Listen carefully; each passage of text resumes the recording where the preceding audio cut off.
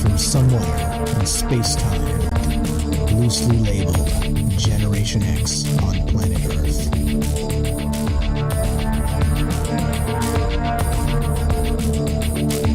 And asking questions of you in earnest into the digital darkness.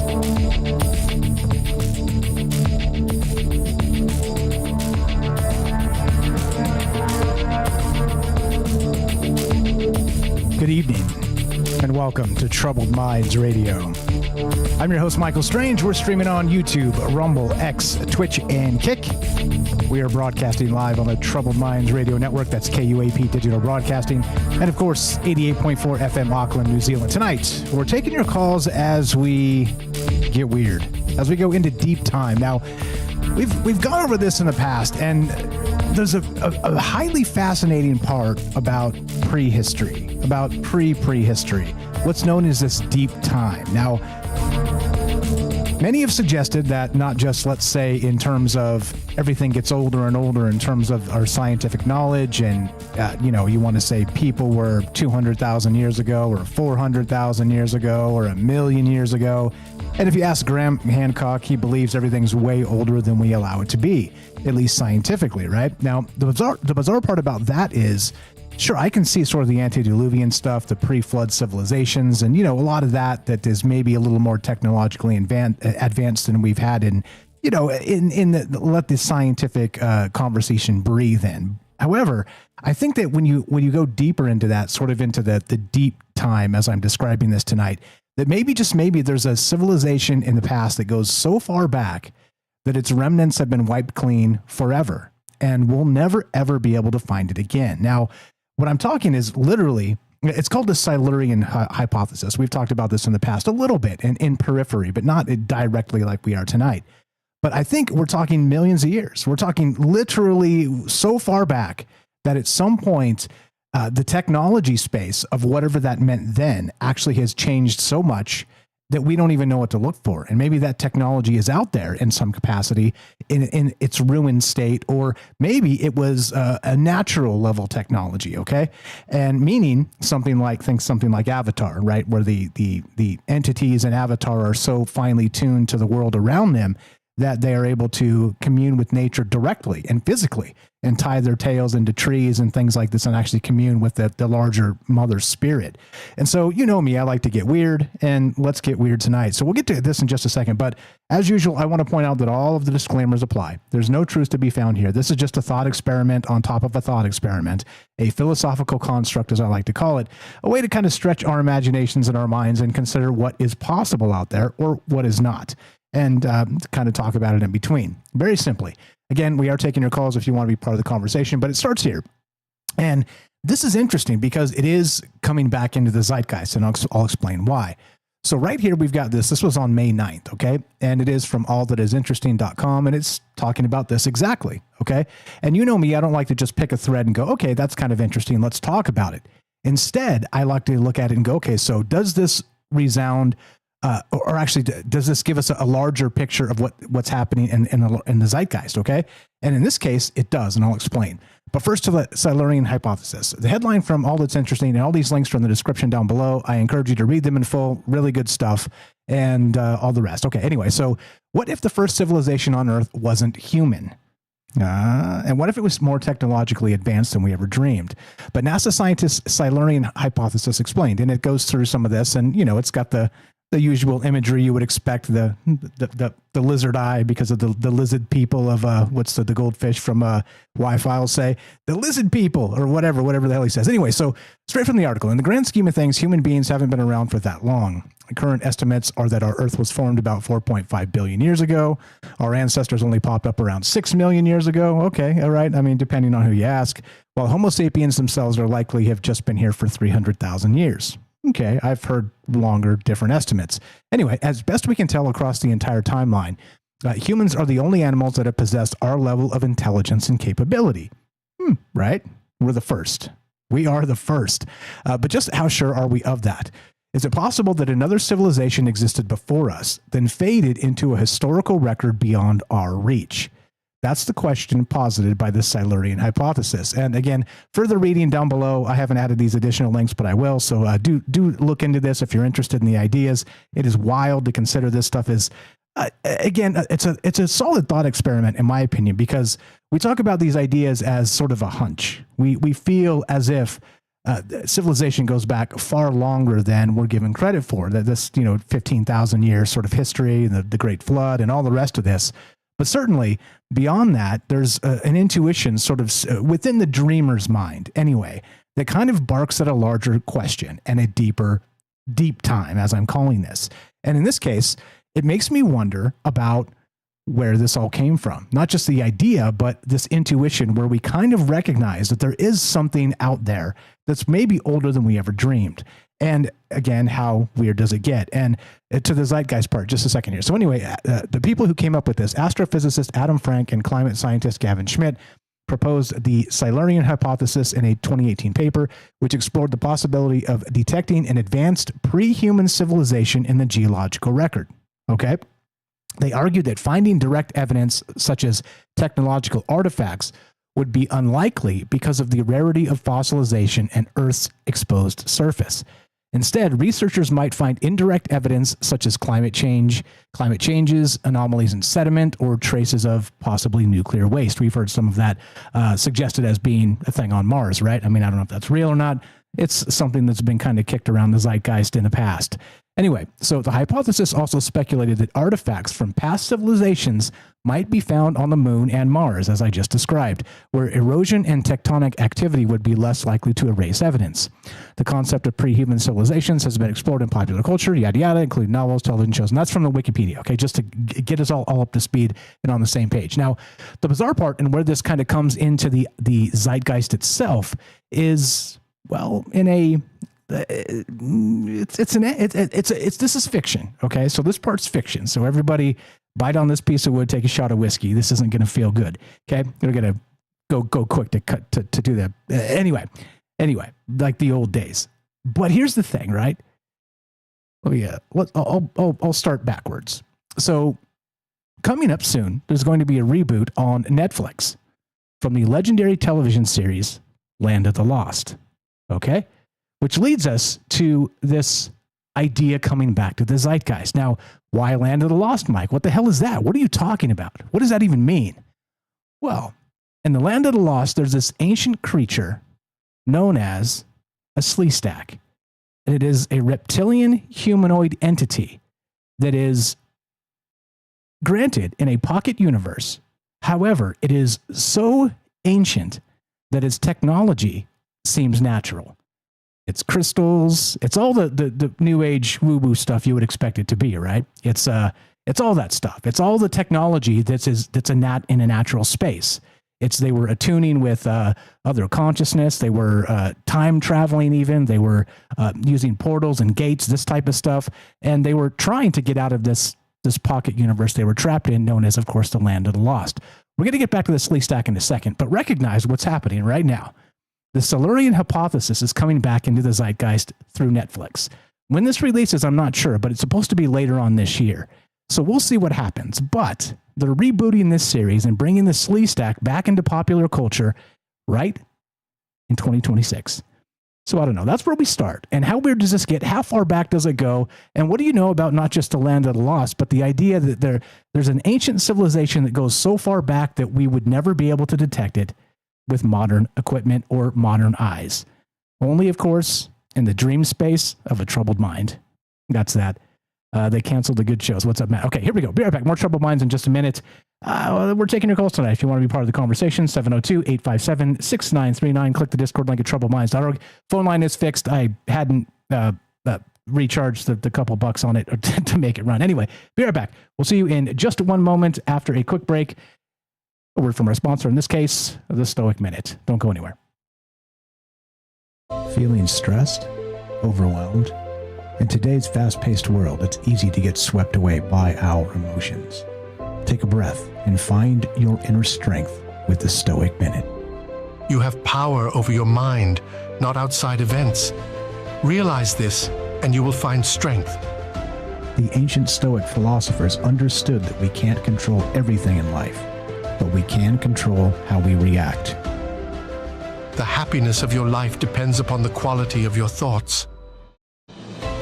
Focus on what you can influence. Cultivate a positive mindset and let go of what you can't change. Find your inner strength. Live each day with courage, wisdom, justice, and moderation. Embrace the Stoic virtues and find peace within. The Stoic Minute, brought to you by Jack in Oregon. Welcome back to Troubled Minds. Let us continue, shall we? Okay, so now back to this. Now, the thing that gets me is not just, like I said, it's really in our mind's eye as part of this ancient space, this, Atlantis and crystals and that level technology, consciousness, and maybe even a civilization that found a way to move on as energy or ascension or whatever that looks like. And I know that sounds very woo. Again, remember, you got to give me some leeway here because I'm talking about a thought experiment on top of a thought experiment. We're getting super weird. But you get what I'm saying here. If there's a technology that is so closely derived from the natural world, would we be able to detect it if that civilization dipped? Or let's say they went underground. Like this has been one of those things. Or let's say they went underwater. Like these are the types of things that kind of make you go, all right, well, you got to squint with your mind's eye to make some of that stuff work conceptually, but you get what I'm saying. If for some reason they found that it was safer to just live underwater or underground, and shout out Tartaria and the rest of that, right? Maybe, just maybe. And that idea of a breakaway civilization certainly looks a little different with that framing in 2026, which people have talked about quite a lot in terms of the UFO field and, drawing these UFOs out of who knows where. If they're not from somewhere else and they're ours and they're not the government's, then who the hell do they belong to? Right? Okay. Anyway, so how weird does this get? What do you know about this? And do you really actually believe that there could have been an ancient civilization so deep in time that we can't find a single anything about them? And maybe, just maybe, they were a technologically advanced civilization. That's where we start tonight. That's what the question is. It is called the Silurian Hypothesis, and it is coming back into the zeitgeist in 2026. The thing is that we're so far ahead of it, you don't know it yet. Okay? Watch. When this signal hits later this year, you're going to be like, damn, we were ahead of it again. Anyway, what do you know about Land of the Lost, the Slee Stacks, the Silurian Hypothesis, if I can say it properly, and of course the idea of deep time? Is it possible that a story like Atlantis is actually real? That crystals and this type of ancient technology is a more natural, or, Mike, back off the maybe juice? Love to hear your thoughts. 702-857-6939. Click the Discord link at troubledminds.org. We'll put you on the show just like this. Thanks for being patient, my man. James Salcedo Paranormal. You're on Troubled Minds. How are you, my man? And go right ahead. I'm okay. Can you hear me? Yes, sir. Loud and clear. You sound great. Awesome. First try this time. That's good. Yeah, this is a great topic. It can connect to so many things, which is what I love. And you mentioned a lot of them right there when you were talking about this. The idea of basically what we might call aliens, and I'm using the word alien as in unknown, unfamiliar. I never discount that they could come from elsewhere, but also could they come from within different parts of the planet? There's so many reports of not just creatures, but lights, and in some case what appear to be craft coming and going from parts of the planet, from underwater, from going into volcanoes. Of course, all the different reports of cryptid encounters within caves or around caves, or even what appear to be ghosts or spirits or lights coming or going through the ground. And that's just modern reports of modern things happening here. But to me, the idea of a time when, let's say, crystals and all that, and vibrations and maybe sound and all that were just understood on such a different level, more advanced level, to me, that could explain why there's no obvious evidence of any kind of other civilization the further back you go. Yeah, well said. And that really is at the heart of the discussion here, because you got to wonder what level of that stuff. I mean, look, we're just kind of rediscovering the ritual artifacts of old. And I mean sort of the ancient Egyptians and back to the Mesopotamia, the Fertile Crescent, this whole bit, the beginning of actual human civilization as we're told in the archaeological and anthropological record, okay? The modern human space. And we're still kind of learning, the Baghdad battery, stuff like this, where they say, it couldn't, maybe it had some inadvertent power source to it that, it wasn't enough watts or whatever it was to even light up a light bulb or whatever. So whatever, like who cares? But still, there's some things we're finding that we always call ritual artifacts. And, back to the trope of the archaeologist digging in the dirt and finding some weird thing you don't know what it is, it gets chalked down as a ritual artifact. But what if it isn't? What if it's some level of different type of technology? We just have a problem in discovery and even recognizing what these things might be. And now, like I said, so I do recognize that the Silurian hypothesis, just as another disclaimer here, is a thought experiment. It's not really kicked around in academia. Not that we need their permission to talk about these things in the ways we want to, but it's not kicked around as a this is a true thing. Okay, it's like, well, what if? It truly is a thought experiment, which is right down our alley. That's exactly what we do on this show all the time. I'm just layering it now and saying, okay, if so, going up the if cliff, if this, then what? If that, then what? And how weird does it get? Back to you, James. Anything else you got on this? If not, I got tons of stuff to get to from the write-up here. Just that, to me, the biggest thing is that we figure out what we can, but there's often this this desire to, well, if we can't figure it out, then it must not be, whatever else that's out there must not be, there must be nothing there to figure out. We've kind of figured out what we can, and whatever we don't know now, we'll figure out later. And I think, it's a good way to sort of get started on things, but also to think that we know everything or will know everything.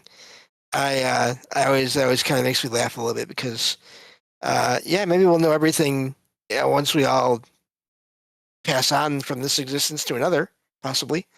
But while we're in this physical form, we have our limitations, our physical limitations. And it's always funny to me when we hear about, well, this can't be because it doesn't fit with what we know to be the case right now. Well, things can change. So anyway, I think that's all I have for now. Yeah, and I want to point out too, there's the big kerfuffle going on the Giza Plateau with I was going to say Avi Loeb. What's the one guy, the antiquities guy? It'll come to me in a second. But with him and the new team, Filippo Bondi, and the sort of scanning beneath the plateau and saying that there's huge structures, and then this recent finding of the quote second Sphinx. Like there's a lot of this stuff where, look, I mean, I'm not saying that stuff is true. I think without a doubt there's chambers deep beneath the Giza Plateau. I mean that's been proven.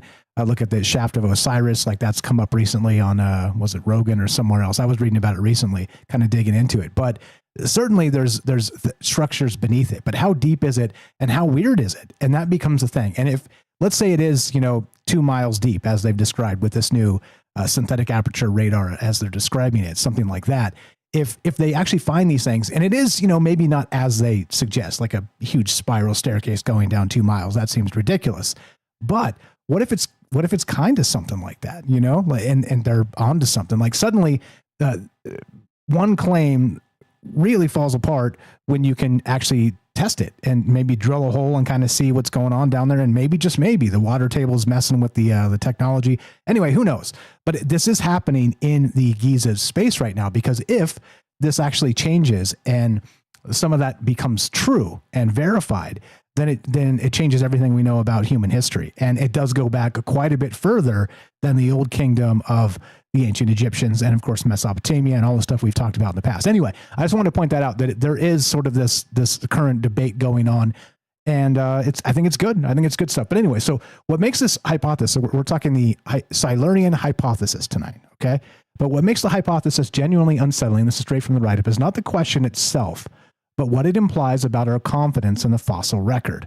And this is the part that kind of makes me go, yeah, right? Exactly. We treat that record as a kind of archive, a reliable catalog of what has and has not existed. But that archive, of course, is full of gaps. That's the whole point. Entire chapters of biological history that have been lost to subduction, erosion, and the slow grinding of tectonic movement.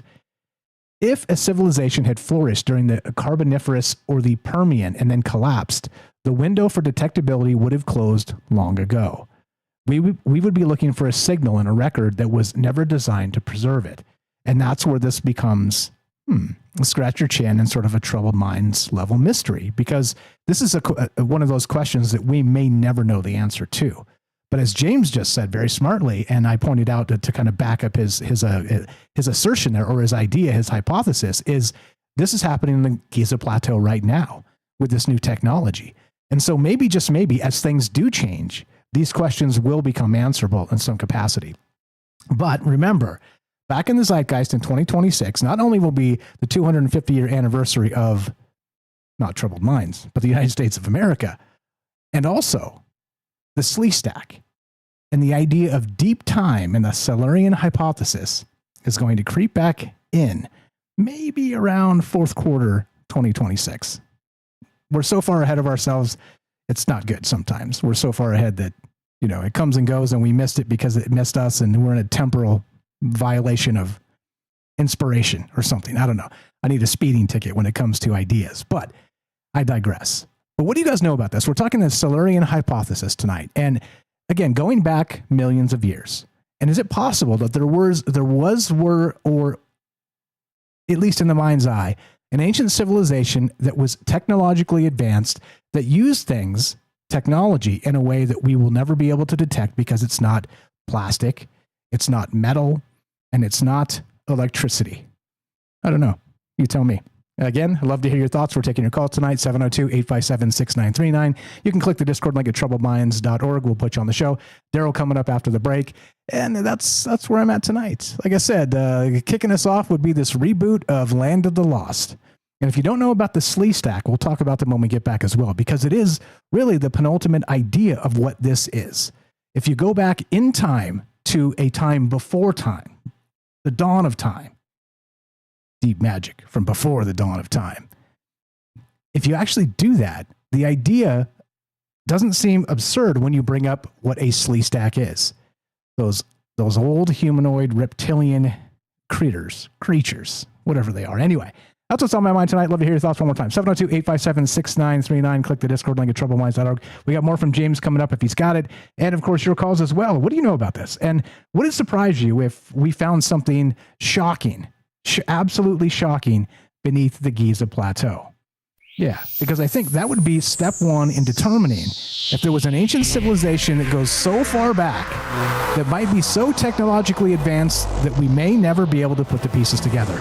One more time, 702-857-6939. You can click the Discord link at troubledminds.org. Don't go anywhere. More Troubled Minds on the way. We will be right back.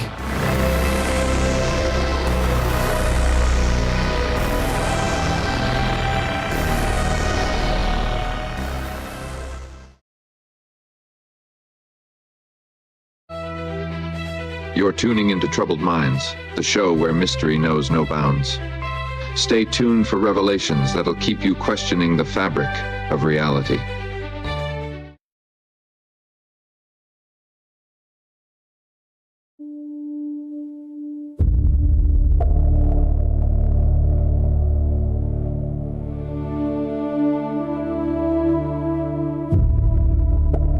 The record keeps what it can hold. Some things were never meant to last in stone.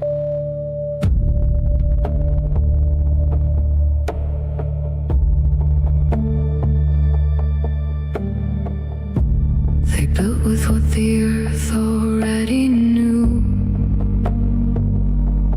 Systems that answered instead of commanded. Over time, the difference between tool and living thing began to blur in ways we still do not name. What we call absence may only be a different kind of presence. What we call ruin may still be listening.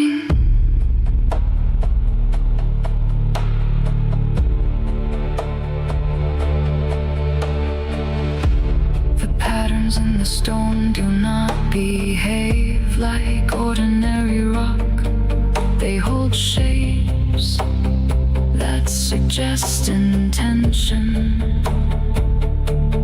Long after the hands that shaped them disappeared,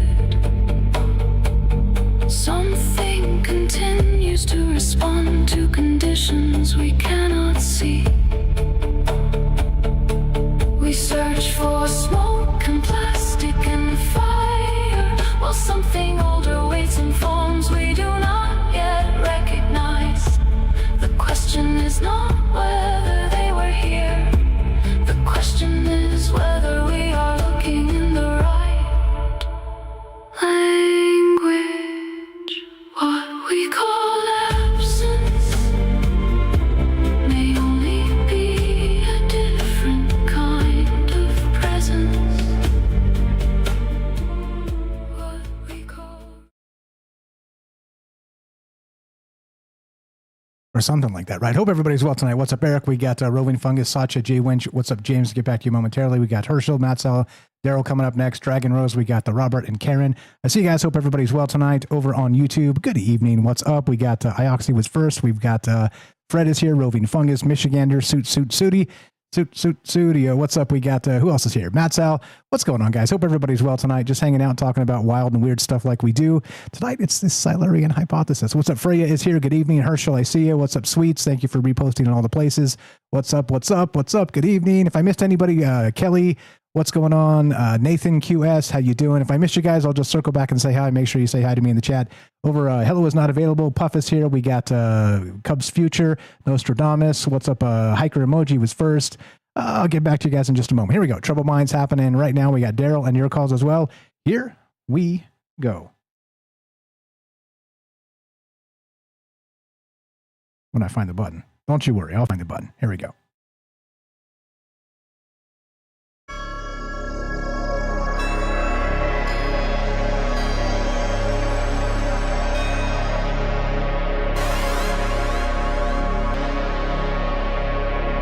Welcome back to Troubled Minds. I'm your host, Michael Strange. We're streaming on YouTube, Rumble, X, Twitch, and Kick. We are broadcasting live on the Troubled Minds Radio Network. That's KUAP Digital Broadcasting. And, of course, 88.4 FM Auckland, New Zealand. Tonight, the Silurian Hypothesis asks whether a prior civilization could have risen and vanished without leaving a trace. The standard version looks for industrial signatures, carbon spikes, isotope anomalies, the chemical ghosts of a world that burned. But what if the most advanced technology doesn't leave that kind of mark behind? Which, of course, puts us right in the realm of a Troubled Minds conversation. And the question for you guys, of course, is let's just talk about possibilities. It is a thought experiment, but talk about the possibility of maybe there being an advanced civilization from deep time that has been completely wiped just by the Earth doing its thing. Deep time. And of course, it brought to mind the idea of Land of the Lost and the Slee Stack and that whole civilization that was built on crystals and consciousness and time travel and pocket dimensions and all the weird and wild stuff the woo-woo world loves to consider. But do you think it's possible? 702-857-6939. Click the Discord link at troubledminds.org. James, anything to add? And we'll go to Daryl in New York.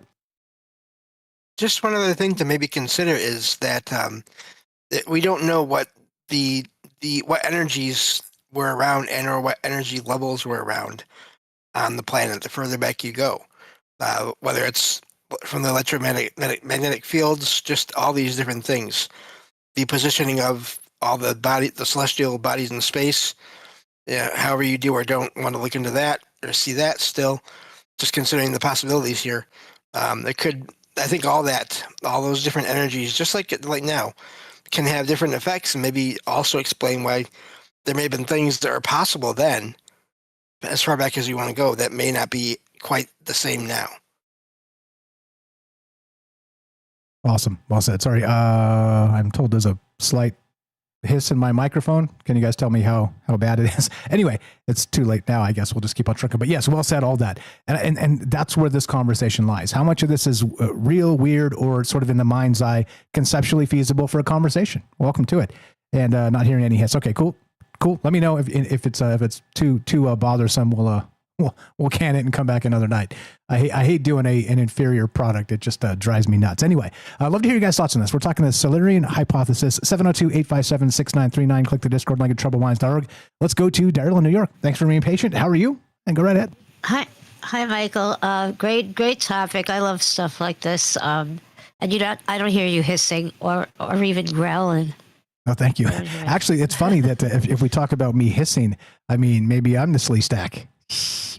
The sleaze stack. I know it sounds like sleaze bag every time I hear it. Rhymes with it in any case. I was thinking, I love this topic because, first of all, I want to know, why does the narrative have to be so young? Why does it have to go back a few thousand years? And there's absolutely no way that there was anyone smarter than us. And what kind of ego does the narrative have? And who is doing the narrative? You know, anytime you go against, what's considered standard archaeology, you're considered a kook. You know, like that guy who wrote Forbidden Archaeology that just passed away. What was his name? You know what I'm talking about. There was Cremo. Go ahead. I was to say Michael Cremo, I think, is Cremo, and the other guy too that's always on the Ancient Aliens. It'll come to me in a minute. But they're always discovering like these out of place artifacts, etc. And I think personally, I think it's beyond a few 100,000 years. I think there's definitely evidence of that. I don't think we're dating stuff like correctly. I don't think we know what we're doing because I don't even think what they're dating stuff back to is even slightly accurate or even nearly accurate. Who knows how old stuff really is? You know, and like you said, there might be, like, if our civilization, let's say, disappeared tomorrow, how long would our evidence be available? You know, how long will we be finding plastic bags and, VCRs, et cetera? You know, how long will our, garbage be available for future archaeologists to really discover? And the other thing I was thinking of, there's evidence of mining. Now, we didn't start mining. In fact, the tunnels in the mining are what really disturbs me about history. Why did we make all these tunnels? And they were definitely made a long time ago. We don't even know how long ago. The evidence of mining, like, we didn't make the first mines. We haven't been like mining the earth for minerals and gold for, however long you would imagine. The mines were already here. And even in, actually, I just found a video. I was looking for evidence of what I'm talking about because I saw this. Even the Grand Canyon and the other minefields, like, it was during a period of time when we were having these kind of funny volcanoes, but they weren't real volcanoes. They were debris from mining, and they were like making these piles of whatever refuse were exploding for some reason. I don't know if you've heard about or you know what I'm talking about, but they weren't actual volcanoes. They were some kind of like garbage volcanoes. And I saw they did like a pictorial from above, like maybe with a drone. And I saw these vast fields of what that does to the landscape. Like it's like pockmarked, like an acne scar all over the planet. And they showed the vastness of how we've been like kind of mining the earth for so long. It looks so damaged, Anyway, go ahead. I don't have to mute because I'm on the right system. Perfect. So what you're describing there with the volcanoes, I'm not sure I've seen. I don't know what you're referencing. But I do know that if you look at some of these old quarries, they do go back a very long time. I mean, you just go back to ancient Egypt and you see all the stone they were doing and the cutting, some of those massive obelisks that are still in the quarry itself kind of left there. But what you're describing is one of those places, too, is in Africa, right? This massive space where they call maybe the original Atlantis. I can't remember what it's called, but it's that concentric circle ring thing. But it also looks as if it's some sort of massive quarry as well. It goes back. I mean, that would be prehistory if we're talking something like that. So I don't know. Like as usual, we're kind of squinting with the mind's eye to kind of consider these ideas, but I don't know. I do think that my intuition tells me that we don't have even a couple pieces of the larger puzzle, and it's probably a very big puzzle. Right. Definitely. I think we're so much older, and maybe they were so much bigger. Of course, I'm fascinated with giants. What happened to them in the past? And I don't necessarily think they disappeared. I think they are surviving factors. They just got maybe smaller for some reason. Maybe that's what real evolution might be. Just adaptive evolution, not necessarily that we evolved from some creature. I think we have the same creatures, perhaps, but just got smaller. I don't know. But I think we're a lot older. I think there were survivors of every catastrophe. That's why we're here. I don't think we're survivors from 400,000 years ago, but maybe we're survivors from, millions of years ago.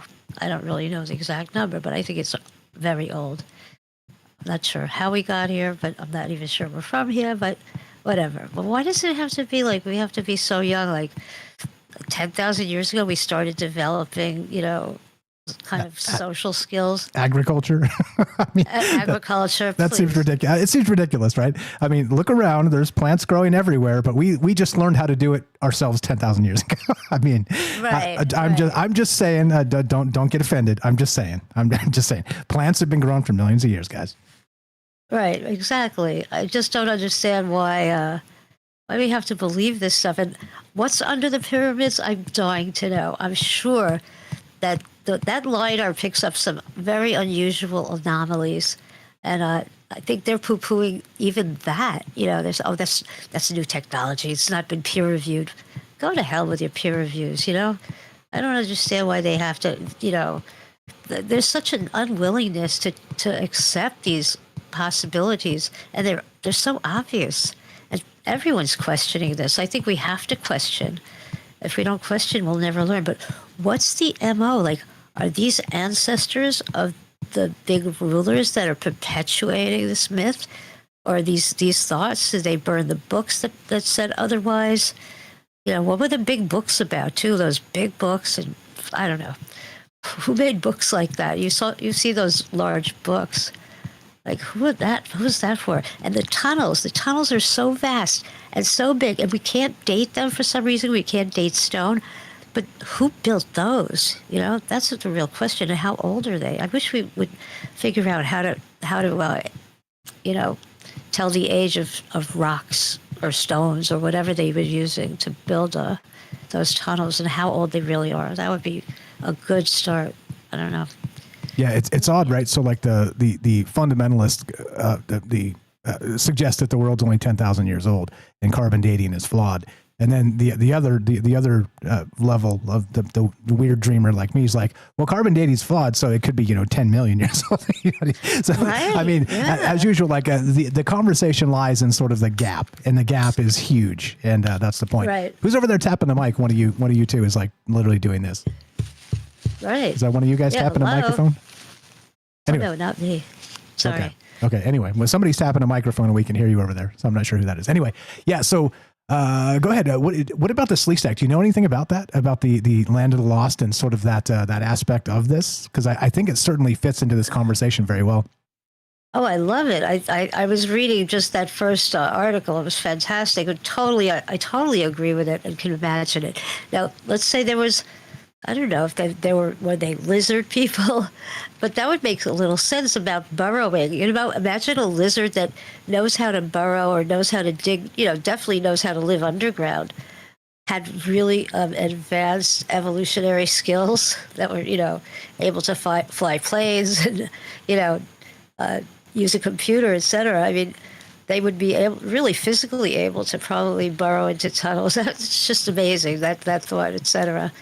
But why do people move underground? How long did they live underground? Is there an inner Earth? Is there an inner sun? I mean, what's going on? I don't know. Just saying. Oh, one other thing. Michael Tellinger, do you know who he is? He's one of these people that do a lot of research as far as that.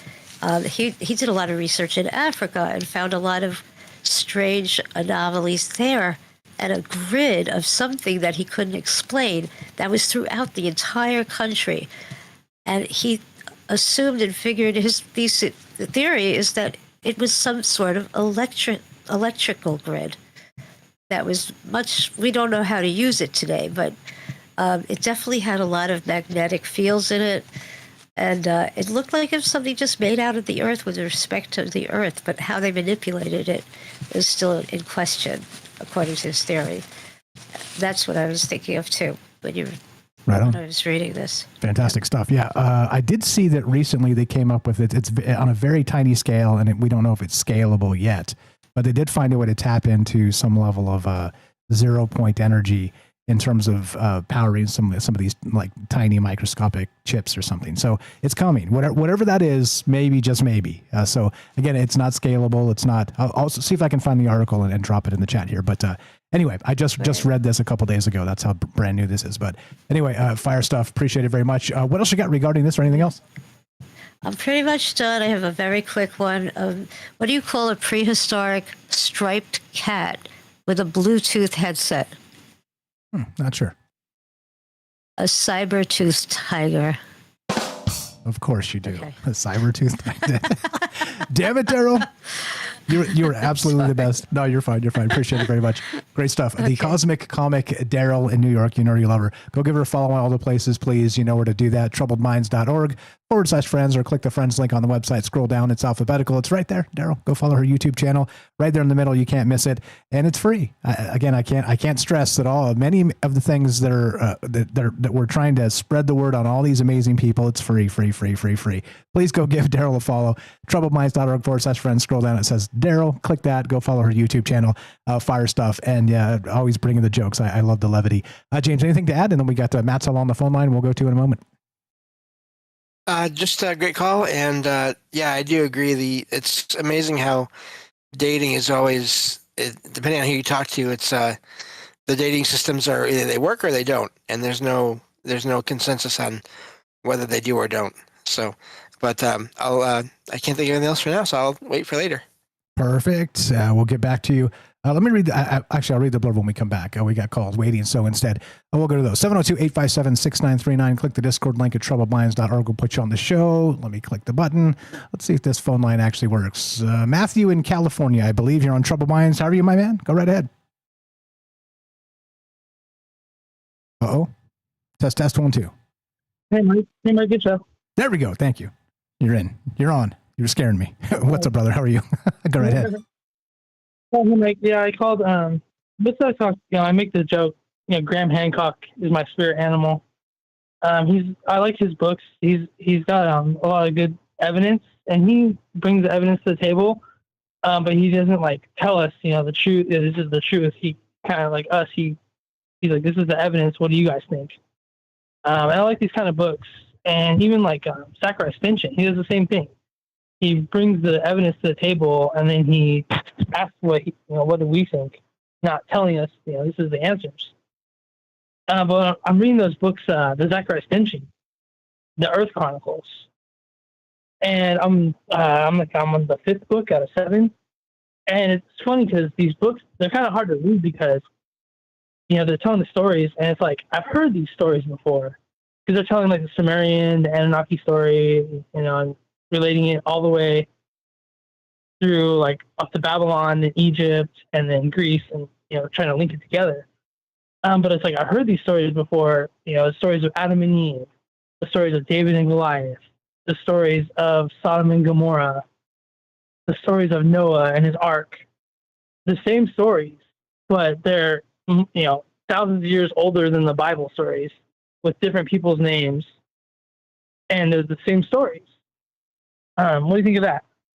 Yeah, we were just talking about that in the chat the other day. Velikovsky came up from shout out Satya and Akhenaten as Oedipus, and some of those old stories, like an old a precursor to a biblical psalm. I mean, it's wild when you go back and trace some of these stories, and they are retold over and over again. So I think for one reason, that's why it's so deeply cooked into our DNA when it comes to storytelling, and it comes to this circular storytelling that we're always into. And it feels like every story that's ever could be told has been told. It certainly feels that way in some capacity. We're just kind of, circling the wagon when it comes to one grand story that fits into all these genres. And it just, I don't know, you're absolutely spot on about all that stuff. And I think even, let's say not the Troubled Minds historian, but I think a true historian would back you up on that as well. Yeah, I think I just like those stories and how it's connected, and it goes all the way. It tells the same stories over, like from Sumerian to Anunnaki, or the Anunnaki, and then to Babylonian, then to Egypt, or like Atlantis, Egypt, and then to Greece, and then like the Dark Ages. So it's like, what do we lose there? But what if there's like, think about this, what if there's stories before that, like before the Sumerians that we don't even know? And maybe the Sumerians had maybe took some of those stories from that older culture. But the last kind of thing I want to touch on was I want to talk about this in the show, Three Body Problem. I watched that show, and no spoilers, but in that movie, on that show, it talks about how there's this alien race and their planet is unstable, and so they are destroyed. But as long as one person's still alive, they can bring everybody back to life. And so the planet is like destroyed over and over and over again. They bring people back to life each time, and it talks about how they've done it so many times. Like there's been something that wipes them out. They've done it so many times that each time they do it, they build it back better and stronger and faster. So they've done it so many times that by the time we find them, that they've done it so many times that they're like thousands of years more advanced than us. And so when we come to rebuild, they just rebuild like they're in the future, our future. They have our future kind of technology because they've already done it thousands of times before, or hundreds of times before. So I'm wondering about that. I was like, what if each time a civilization is destroyed, let's say there were civilizations before us that were destroyed, is that why we're so far advanced now? Like, the next civilization behind us is going to be able to come back better, faster, stronger, because we'll already know what metal is. We'll already know what gold or what electronics are. You know what I'm saying? So we know what it is. So as long as one person stays alive, we just share that knowledge. Oh, we had computers. This is how we made them. And then it'd be easier to rebuild the next time. Are you following me? Yeah, I think so. I'm with you on that. And I do wonder, let's say that from civilization to civilization, again, conceptually here, if you believe this stuff is true and it does go back millions of years or whatever, I would guess that the storytelling aspect of it, that oral tradition or sort of our ancestral memory, okay, of that storytelling would probably play a part in that, meaning specifically for, computers today are ubiquitous, an iPhone, whatever, an Android phone, whatever it is. But if you polled the general public and asked them how these things are made, they wouldn't know. They wouldn't really know how to make them at all. But they do use them. They do know the technological advance of them. They do know this type of stuff. So I wonder if just the concept of recognizing that this technology is possible, is feasible in sort of the old storytelling tradition is maybe a head start, a leapfrog into what is, because we recognize it came before in some capacity. I could see something like that, right? Sort of the dream space of the mind's eye. Yeah, like the evolution of technology through like the next generation. I don't know. Thanks, Mike. Good show. And a fantastic call. You were the best. Appreciate you very much. Tell Lacey we said hi, and you have a great night. Have a good night. Take care. You know what I mean? That is Matt Sell, templeoftheowl.com. Go check out his podcast. Very smart guy and great points on all accounts there. And that's why we do this, to talk to each other. If you haven't checked out his podcast, You're Doing It Wrong, please go check it out. troubledminds.org/friends. Scroll down. It just says Matt Sell, affectionately Matt Sell. That's Matthew in California. And click that and go check out his podcast. It is amazing. He does all kinds of things. Again, like I always say this, he synthesizes an esoteric book collection into a podcast. And he looks at once again, very much like we do on Troubled Minds, he looks at the world from where we came from and then synthesizes that information for today. And of course, looking to the future as we do. He's very similar to what we do on the show, as you can tell, because he's a very smart guy. We'll just toot our own horn here. But yeah, go check it out. templeoftheowl.com is where you'll find his podcast. Go check it out. Always, I'm learning something every time I listen to what he's doing over there. James, anything to add to that? And I'll get back to the blurb here on the Substack. But yeah, amazing call. I'm just thinking too, we think of civilizations rising and falling, and it's probably something that we've already thought of here as we're talking, but just to maybe repeat it, it may not be that every single person from any civilization was wiped out. Again, if there's anyone left and anything happens to where things start to build up again, they're still there, then there would be at least some information transferred. Even if it's through sort of one idea that leads to other ideas within that next civilization. So I can see all that happening as he was describing there. Yes, indeed. Very well said. Thank you very much.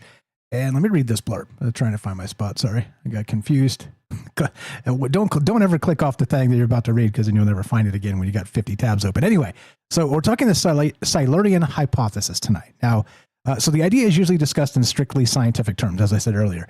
It functions as a thought experiment, right down our alley. I love that. About how we search for intelligence and what counts as evidence. Most conversations stay within the bounds of what an industrial civilization would leave behind. That's what we would look for, right? The assumption is that any advanced society would eventually develop something resembling the kind of technology we recognize. Machines, factories, and materials that persist in the environment. Plastics, things like this, right?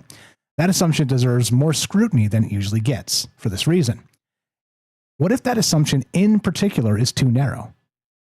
That's where this conversation comes in. What if earlier forms of advanced intelligence developed along entirely different lines, using systems that do not leave the same kind of durable traces? In that case, the absence of familiar industrial signatures would not necessarily mean the absence of intelligence. It might only mean we have been looking for the wrong kind of remains. The search itself may be contaminated by the particular shape of our own technological moment. And that isn't, environmentalism. You just look at how we're kind of destroying the earth for, capitalism and all the rest. But also, in the same regard, the miracle of modern technology has saved millions and millions of lives over and over again with the medical advances and all the rest of this. So, look, I don't know. As usual, I can see both sides of all the arguments because this is what I do. I think about these things, and I'm blessed enough to have such smart friends that want to entertain these ideas with me. But tonight we're going deep. Deep time is what this is known as. And is it possible that way, way, way back, there was a civilization that was advanced that we'll never be able to find traces of, because maybe that advanced technology or advanced civilization itself was more rooted in something like Avatar, as I described earlier, where the technology became a consciousness technology, where the technology became energy, frequency, and vibration. And the energy was more of a 0-point type technology that was drawn through who knows what. And that becomes the weird part of this. Like I said, I know I'm out on a few thin limbs here, but that's okay. That's the point. What do you know about it? If you want to be part of the conversation, I'd love to hear your thoughts. 702-857-6939. The phone line is working. Thank you to Matzell for testing that out. What do you know about this? The Silurian Hypothesis. I'm calling it not the first draft, which of course would mean us. One more time, 702-857-6939. This is Troubled Minds. I'm Michael Strange. Be right back. More on the way. We got the Robert coming up, more from James and your calls as well. Do not go anywhere.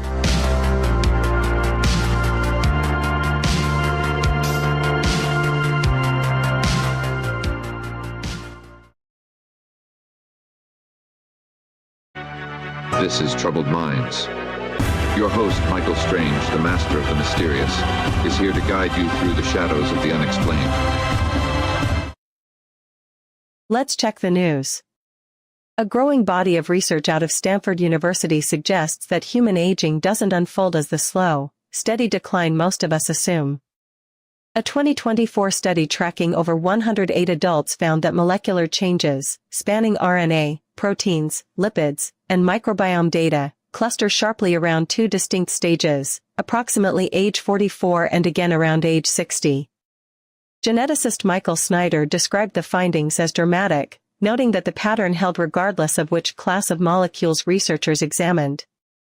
The implications for understanding disease risk, particularly for conditions like Alzheimer's and cardiovascular disease, are still being explored.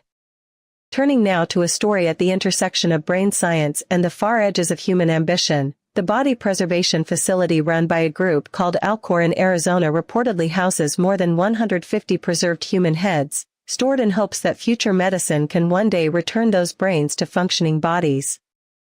The obstacle, as Dr. Max Kirchhoff of the Medical College of Wisconsin explains, isn't surgical precision, it's the central nervous system itself. Unlike nerves in the arms and legs, which can regenerate and form new connections, the neurons of the brain and spinal cord don't reliably rewire after being severed. Even a partial transplant would require reconnecting millions of highly specialized brain cells, each receiving signals from thousands of others, what Kirchhoff called a number of connections simply beyond our capacity. And finally, those recordings NASA released of Saturn's so-called sounds have circulated widely online, often described as the planet screaming into the void. The reality is more precise, and in some ways, stranger. What the Cassini spacecraft's radio wave science instrument actually captured were electromagnetic signals, emitted by charged particles spiraling along the planet's magnetic field lines. Scientists shifted those frequencies down into the audible range and compressed the timescale to produce what the public hears. The wave structures, the rising tones, the layered moans, are real. The eeriness, researchers note, isn't manufactured. It's what happens when the physics of a planetary magnetic field gets translated into something the human brain was never designed to hear.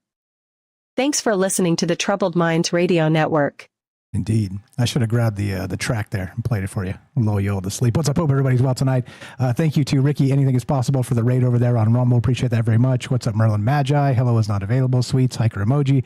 Good evening, guys. If I missed anybody in the chats, just say hello. I'll say hello back. Puff is here. Good evening. What's up? What's up? Hi. Scrolling through the things. Thanks for being nice to each other. Thanks for the great conversations in all the places. Who did I miss? Nostradamus, Cubs Future. I see you guys. Ricky. Hey.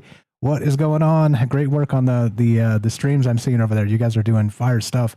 What is up? Hello. Good evening. Scrolling through. Fabert Lignarius. I love the name. How you doing? I would prefer the aliens reach out to us, common people first.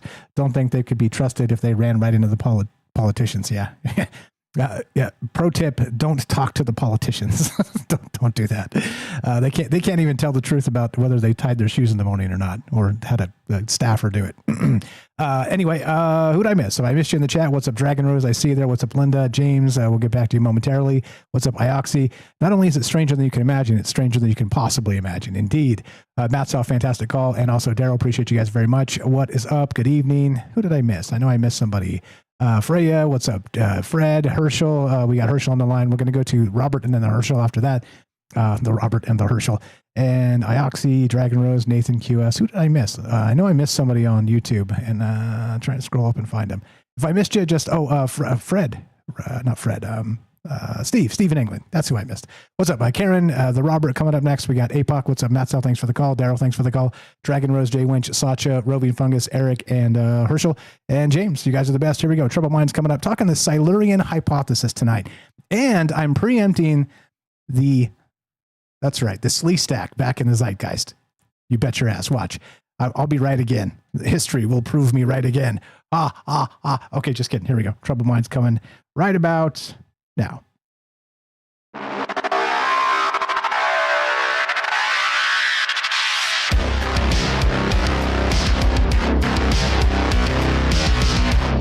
Welcome back to Troubled Minds. I'm your host, Michael Strange. We're streaming on YouTube, Rumble, X, Twitch, and Kick. We are broadcasting live on the Troubled Minds Radio Network. That's KUAP Digital Broadcasting out of Las Vegas, of course, and 88.4 FM Auckland, New Zealand. Tonight, we're taking your calls as we go deep, into deep time. We're talking the Silurian Hypothesis, and it's basically this. Has a prior civilization risen and vanished without leaving a trace we'd recognize? The standard version looks for industrial signatures, carbon spikes, isotope anomalies, the chemical ghosts of a world that burned. But what if the most advanced technology doesn't leave that kind of mark behind? And like I said, it would kind of come in the form of some other things, right? It would sort of become the natural technology space. And I keep, invoking Avatar as an idea for that. And look, it's fiction. Land of the Lost, the Slee Stack, fiction. Avatar, fiction. But these are larger philosophical ideas of how technology might sort of become something in a land of the lost, in a time forgotten, or this deep time. So I don't know, how weird does it get? And do you think there's something to this idea? That's really the point of the conversation tonight. And what would that look like? The Slee Stack, I love that idea of the pocket universe and these little guys that are time travelers trying to get out. Anyway, James, anything to add? And then we'll go to the Robert and Herschel and Eric after that. Well, I just want to throw out there that I'm pretty sure that the original civilization was cats. Just because cats are aliens and they rule everyone and everything. No, I'm just kidding. But no, great calls so far. Looking forward to the rest. It wouldn't surprise me if the Sleestack were actually worshiping cats way back when. I mean, I don't think it came out like that in the Land of the Lost. But and by the way, if you guys have never seen the old original 1974 Land of the Lost, link is in the description down below. It's actually on archive.org, and it's got the episodes. You can actually just press play and watch them. And yeah, you bet your bippy, they're on there. 702-857-6939. Click the Discord link at troubledminds.org. We'll put you on the show. Thanks for being patient, friends. Let's go to Robert. Robert in Pennsylvania. What's up, brother? You're on Troubled Minds with Mike and James. How are you? What do you know about the Silurian Hypothesis? And do you think it goes back deeper than deep time itself? Welcome, brother. How are you? Yeah, well, let's not, we've talked, this has been brought up in your show before. Let's not overlook that in Aklo, in Gahun, West Africa, those 16 nuclear reactor caves that were discovered some time ago. You remember that? I do, actually. And that's one I never delved into. I should dig into that. I think this did come up, and you maybe have brought it up previously. And I made a note and never got back to it. But yeah, it is something. I confirmed it and verified it at least from an article or two, but I never dug deep. What can you tell us about it? Well, when you tie that in with what Daryl was talking about the magnetic electrical grid all over Africa, I wonder if that's some sort of remnant from these nuclear reactors, that 16 of them that were found. Yeah, maybe. Like I said, I don't know enough about it to comment, but I'll say I'll give it, like everything, I'll give it a good solid maybe. Let me read a little paragraph here. The Oklo natural nuclear reactors are a series of 16 sites in Gabon, West Africa, where self-sustaining nuclear fission reactions occurred, they claim, naturally, roughly 1.7 to 2 billion years ago. Operating for hundreds of thousands of years, these reactors were created by unique geological conditions, high uranium concentrations, and groundwater alteration long before human civilization. They're claiming there were no people there. Nobody would make use of this. And what they were saying is that water would rush in, and this uranium would then go into a nuclear reaction and boil all the water. And then when the water's all boiled, and then 3 hours later, the water would come, another slosh of water would come in. This went on for every 3 hours for for hundreds, thousands of years. Millions. I'm actually looking it up right now. Yeah. Which is okay. That's wild, right? It starts to make you go, okay, so what the hell was actually going on? And like I said, as part of the Silurian hypothesis, it could be the moon, it could be Mars, it could be these other planets as well. And the nuclear signatures have been suggested as being on Mars as well. Look, I'm not saying that's real or that's not real. I'm saying I've heard that. And so we're dealing with folklore here and a loose framework of ideas. So why not invoke that and suggest maybe, just maybe, there's an advanced civilization on Mars that goes back, the Silurian hypothesis, pre-humans, but of course, somewhere else and not here. Well, let's imagine that these natural nuclear reactors, right, sustained an ancient civilization with their power needs for whatever they needed power for. I don't know, lights, camera action, I don't know.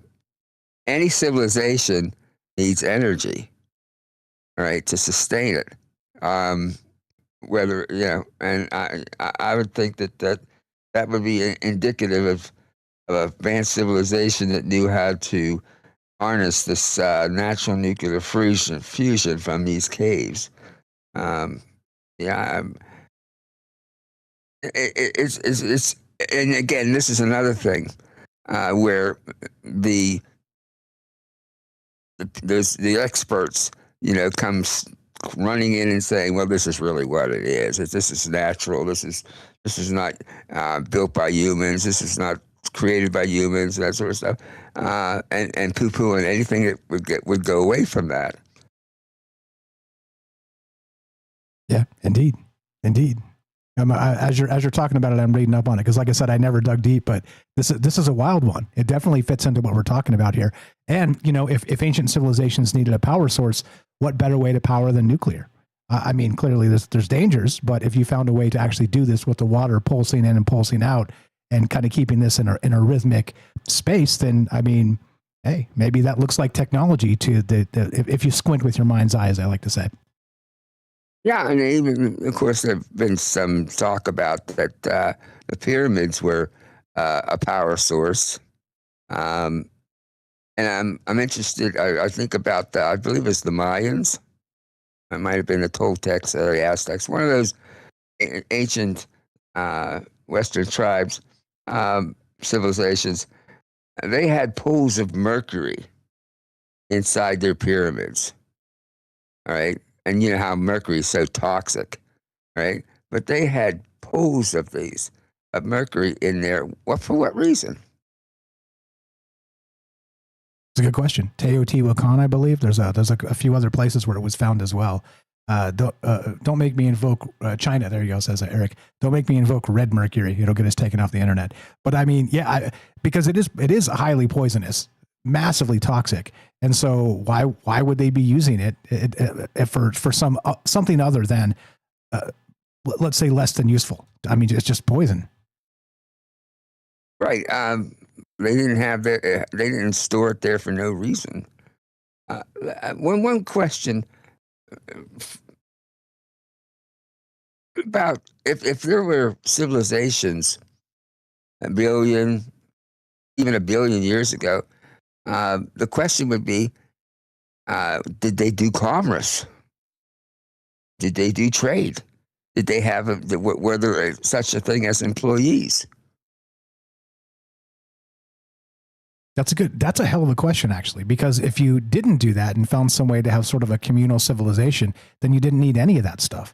That everybody just kind of did their part and kind of got together, and the old school trading system of seashells and food or whatever was what sustained the day, and you didn't need factories. They found a way to sort of do technology light and sustain it different ways. It makes a lot of sense. Sure. And what about how they got rid of their garbage? A billion years ago, or 500 million years ago, ancient landfills, and that might explain a lot of things, like why is there so much gold in this one area and so much tungsten in this one area, and so much oil in this one area, and that could possibly be because they are the effects of of degradation of the ancient technology that they had that wound up becoming oil, gold, whatever. Yeah, well said. I like the way you think here, kind of looking at things outside the box, even the troubled minds level box. You're going deep. I dig it, man. So you go 300,000 years from now. We have our landfills. All right. What will they degrade into? They will degrade into oil. They will degrade into metals.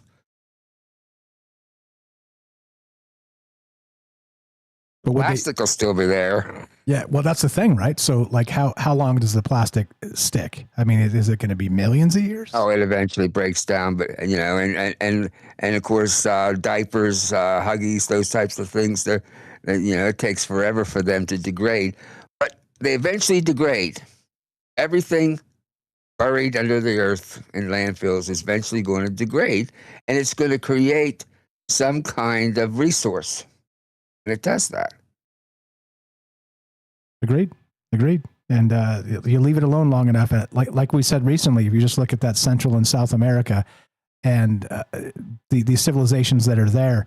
The LiDAR now suggests it was the entirety. It was there, like literally that whole place was populated, but we only know a few spots. So the jungle is eating it up. We've talked about this recently with the Two Sphinx show, where the desert has eaten up a lot of that stuff. So I do wonder if this goes back far enough where maybe we have a bridge between one of these super ancient civilizations, i.e. Atlantis or something to that regard, that survived somehow, some way, at least to link to the present, to the antediluvian sort of idea of civilization. What else you got, my man? And the one truth about civilizations is they all end. All right, we got the flood from the Bible that destroyed everything, but a big boat with a lot of animals on it. Right, that worldwide flood destroyed the civilization then. And if there was a civilization 100,000 years before that, it came to its end. It would seem like when they say that powerful nations eventually reach a point where they start to fail, like the Romans, and maybe they're saying this about the United States too. The truth that's the same thing for civilizations, global civilizations, right? They eventually peter out. Nothing lasts forever. Destroyed. The earth does something. The earth gets so fed up, maybe, that it says, that's enough of that. And it goes away, and then something, comes in its place. And then civilization. Then it releases the Black Plague. I was actually going to say the new thing that everybody's talking about, but if I say that, we're going to get taken down from YouTube. But it releases the Black Plague. Look, I'm with you. Hogwash. I'm with you. It is fascinating. Like I said, as you know, they want to try that 2020 experiment again. Well, just saying, watching news cycles and how everything is always the end of the doom cycles. Anyway, we don't have to talk about that. Yeah. I'm just saying it is fascinating. Watch those Bill Gates ticks. There you go. Otherwise, you're going to have to eat his lab meat. There you go. It eats the lab meat, and it will be happy. You're the best. I appreciate the call. Thank you very much. Thanks a lot. We'll see you. Good night now. Have a great one. You know, we love him. That is the Robert, affectionately, of course, Robert in Pennsylvania. Go check out his book. Thank you to Sweets for dropping it in the chat, pinning it everywhere. Stories from a Fractured Mind, the Robert collection. He did send me a couple copies. I read it. He didn't twist my arm. I just read it, and it's very good, actually. TroubledMinds.org/friends. Scroll down. It is under the Robert. Click that, and it'll take you straight to his book. Buy it tonight on Amazon. Get it tomorrow. Anything to add, James? We'll go to some calls here. Nope, let's get to the calls. Straight to the calls. Let's go to 702-857-6939. Click the Discord link at TroubledMinds.org. Herschel Sterling. What's up, my man? We got somebody on the line right behind you, so if you can keep it to about 6 or 7 minutes. If not, if you got a ton, we'll deal with it after the break. Just letting you know, giving you a heads up. Welcome to the thing. How are you tonight? I think I can do it. Hey, I'm all right. I don't have much new, but just some supporting hypothesis or theories or something. Sure. So I do the ovals thing that, I don't have a lot on that tonight, but one of the things I do with that are these, I make up these observation of life reports. And with those, I will create a planet that's made of different elements, solids and gases and liquids that are like different elements than the ones that we live on. They're ones that we know and that we have, but they're not the dominant ones. And then I imagine what would a life be like if it evolved in those elements? So I'll circle back. I hate saying circle back to that, but I'll go back to that in a minute. So thinking about Mars and if these things, if our species originally evolved on Mars and then came here, and no, Mars is no longer habitable by our species. What if that means that Earth was once a completely different place that was made up of in such a different way that life wasn't even sustainable, and that it didn't have the elemental requirements for our species at one time, but a different species could have evolved on it. And then over the epochs, it changed and that species died off because it was no longer compatible. But then it became compatible for us to evolve on it. Yeah, I dig it. Sort of like a cosmic level of what's the term? The Darwin evolution, sort of a cosmic Darwinian space. Yeah, I dig it. So we don't know. Like it could have been a completely different place and transformed over time as, you know, new elements were introduced through meteor or asteroid strikes or just different things. And then the elements of the life that we evolved from became available here. And eventually that just happened. Like, so it's conceivable that there was a time on our planet. It's conceivable to me. I don't know about plausible, but it's conceivable to me that there was a time on this planet before it had these dominant elements that we live off of, that it had dominant elements that another species evolved in and lived off of. Completely different. Like, why not? We don't know. There's people who hypothesize that all the other planets in our solar system could have life living off of those planets' elements that aren't perceivable to us because of our limited ability to understand things or to, you know, to see things. The light spectrum and the vibrational spectrums are in ranges that we're just not. We talk about that all the time. So that, you know, so on this show, so that's possible that there's a life on Venus or a life on Mars or a life on Mercury or a life on, you know, whatever. Obviously, the fire elementals live on Mercury. I don't think there's any doubt there. And I'm also partial to the narwhal on Titan. I mean, you know, why not, right? The alien narwhal on Titan. Sure. But I just really feel like if there was anything in our oceans that is highly intelligent, that's plausible to me because octopus are so darn smart. So something could have evolved alongside the octopus that eventually just left our planet. I think that's really close to plausible. Just because they're so smart, and so why wouldn't something else down there be smart besides that? Like, they're smarter than we are, I think. They're telepathic and they can use tools and they are just wild, gigantic brains. Well said. So I don't know. Well said. If you want to spook yourself, look into the Mind Flayer from Dungeons and Dragons, and that'll spook you. It's basically what you described, and seeding these octopoid entities amongst the galaxy through time and space to eventually take over, Cthulhu style. See, I never even read that, but I wrote something similar to that.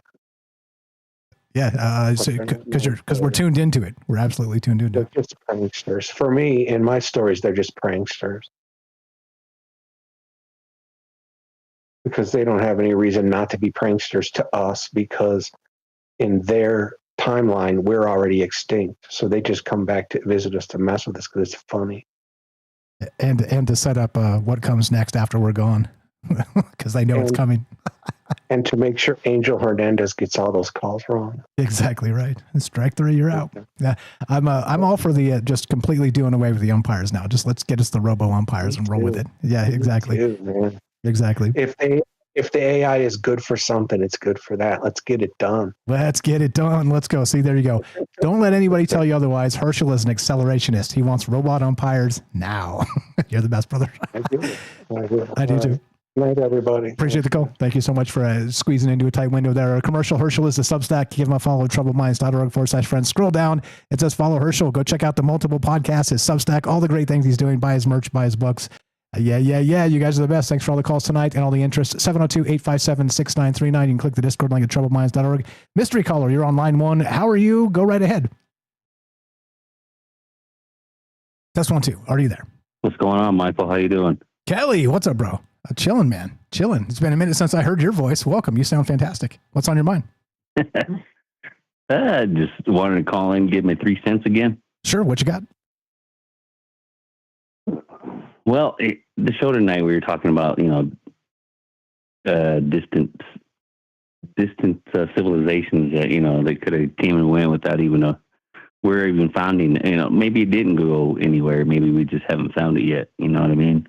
But like, I ponder that as well. Not only just here on this planet, but other planets, different universes, like civilizations that have come and gone throughout time.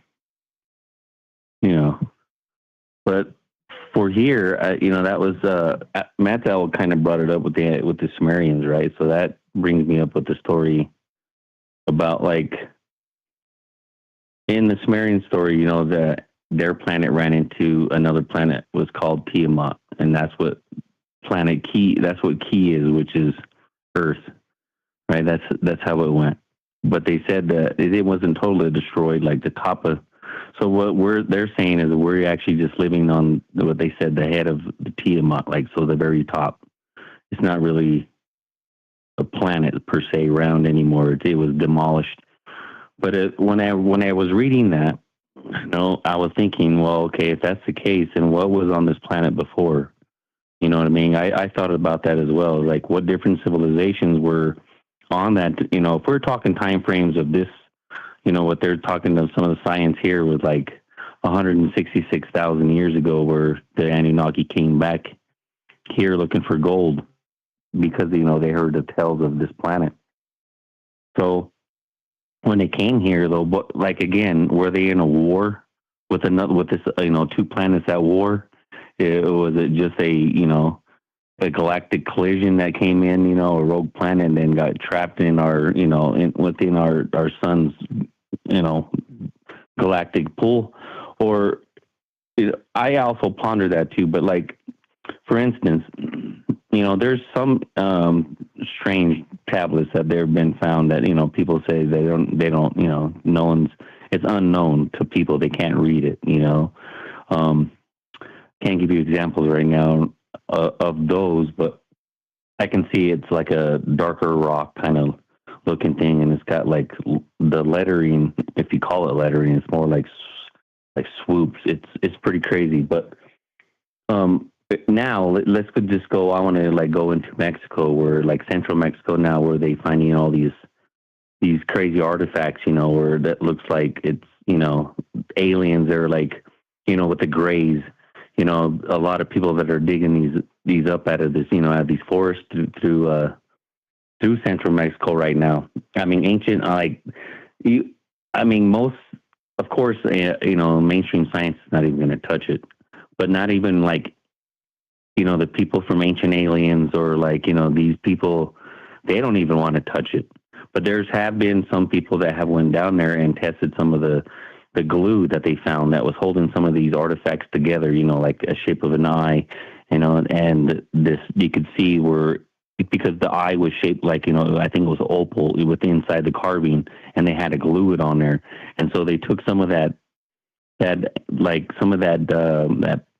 adhesive, right? And they tested it.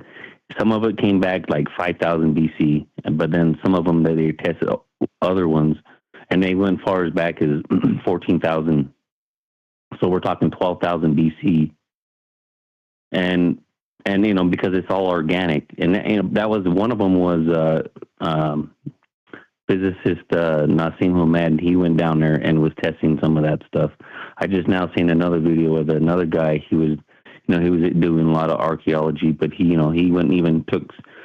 tested some of those things. Even looking at seeing if they could see swirl marks and some of those fine lines that were inside these things.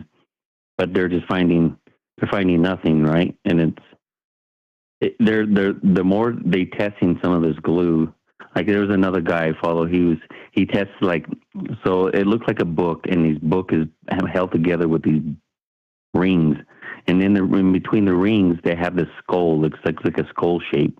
And inside that skull, like between in the rings, that's where the two rings met. That's where they put the skull at, and then they put that adhesive as well. That one's coming back. Like these things are well before even like they were talking about, before the Aztec, before the Mayan, before the Olmec. I mean, these civilizations, and it's showing. It's weird though because it's mind blowing. Because the more I'm following a lot more now. But what I'm trying to say is like, looking at some of this stuff, it's crazy looking. I mean, some of it looks kind of, and that's what Nassim was saying. He was saying some of it looked more like cartoonish, but when they, it's just that like someone had made it, like, I don't know how they're carving it through like some of this crystalline too, these fine lines in it. And then they have like these metal parts they've x-rayed these things, this vase that has an electrical thing. You set this rock on it, and then next, this little light, the crystal lights up like a light. But no, I mean, no one's ever seen that or anything, or even heard of, stuff like that, because it's not only showing like ancient Egyptian, but like Sumerian, Egyptian, Mayan or Aztec type, people that are running around with these gray aliens, right? You could tell they got the big heads, or even just like they look like a gray with the big eyes, or even the people with the elongated heads. I mean, it has like the combination of all of it. And it's not like something,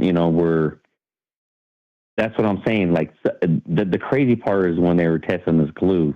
So it's throwing it back before even, these people were in the middle of a jungle, or some civilization was running around. I mean, some of them were even going only back to like 2,000 years, almost like, around the, what they say, time of Christ, like, or right around BC. But it's to see some of this stuff, like they're just pulling out of the ground. I mean, you see these videos, they're walking around with like these to scan the ground, right? To see if they can see like a pocket or something. And they'll, they start digging, and then they go, man, they're pulling these things out. I mean, they have to cut back roots from trees, the surrounding area they're going down about at least, I don't know, 6 to 12, maybe 12 feet when they pull this one out. It looks like a ring, right? And it almost looks like some dimensional porter thing. And it's pretty good size too, man. Some of these other ones that this guy had in this warehouse, they're made of jade, and these things are like 2 tons, and they're just like, it's weird. This Mayan guy is holding like a lizard guy and a gray alien in each arm. I don't know, man. I don't know if you could say that, like, I'm not saying that it's real, but like some of the testing, that's why no one wants to even look at these things, because the testing that they do have, they can't, because they can with some of this glue that's holding this stuff together. And it's, I don't know, man. And then they find these bodies, like in the Peruvian desert, right? The ones that look like they got that white powder on them. And they got the 3 fingers. And then you have the elongated skulls down there in Peru. These type people. So who knows? I mean, they don't even really, they're saying it's a humanoid type, thing, but it's also something else. I mean, we all know that, but as far as how we know how far it goes back is, that's why I kind of like the show tonight, is because I always have pondered that question, going down that rabbit hole many times before. But yeah, I just wanted to bring that up, because on Tiamat, that's what we're living on, the Tiamat's head. What was living on this planet? I mean, even look at dinosaurs. Dinosaurs going back. How far does that go back? Some people say millions of years, but then you have like what they call the Inca stones. You see those, and these things are showing like these people. They look like the people that living in the jungle, but they're like riding dinosaurs, and they have the exact form of what these things look like without looking at the bones, and or doing like surgeries, open heart surgeries, and taking. It looks like people thought they were like sacrificing people, but they were actually taking a heart from one person and putting it in another person. And it's carved out in these stones. Yeah, well said. All that. I was going to bring up the dinosaur, the people riding dinosaurs, those carvings. It's like, what the hell is this? Like, come on, stop. Like, that's a hell of an imagination to be carving in stone. I mean, look, I'm not saying, but I'm saying, like, to kind of put the mind space together. And I guess there's been dreamers all throughout history. You're the best, brother. What else you got?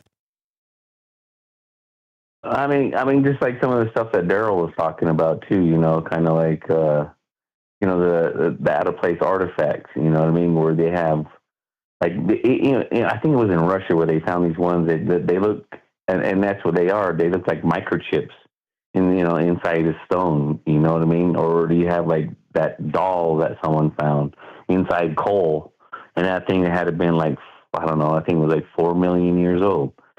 Again, so that's why when you look at these, I look at these artifacts, you know, so I kind of keep those stories, you know, I used to print them out so that we used to have them on paper, you know, and just in case they go disappear, you know, just to have it, even if it was just like, you know, printing, lots of hot printing presses or whatnot, but like they have hardcore evidence of where they finding these, you know, these out of place artifacts, and how far actually really do they go, you know, these civilizations, you know, if they're talking 2 million years. So that's why I think, you know, and I go back to that ancient Sumerian story of the planet being called another planet, you know, being something bigger. It was a water planet as well, obviously, you know, if we got this much water, you know, and then you talk about, and that's where the first time you even talk about in ancient Sumerian writing is when they even talk about like the firmament. The first talk about the firmament is back then, you know, they said that when the planet came back around Nibiru, you know, they said that it said like, it's like the planet is alive and it's looking down upon Nibiru, or not Nibiru. Nibiru was looking down upon Tiamat and felt sorry for it, and they created I don't know how would you even explain it? You know, they just call it the firmament. The firmament, you know, they call it the firmament, you know, and they separate the waters from the waters.